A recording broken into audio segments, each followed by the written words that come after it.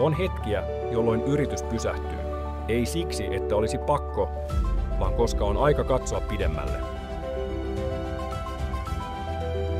Maailma muuttuu.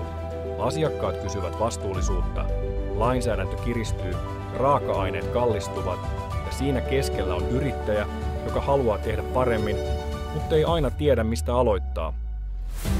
Entä jos muutos ei tarkoittaisikaan yksin ponnistelua? Entä jos muutos voisi olla matka, jossa joku kulkee rinnalla? Kiertotalousvauhdittamo on mahdollisuus pysähtyä ja samaan aikaan lähteä liikkeelle.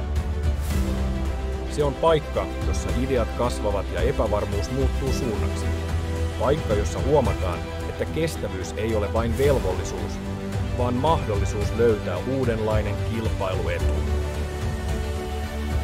Jos sinäkin tunnet, että yrityksesi voisi olla enemmän, tämä on kutsu, astu mukaan.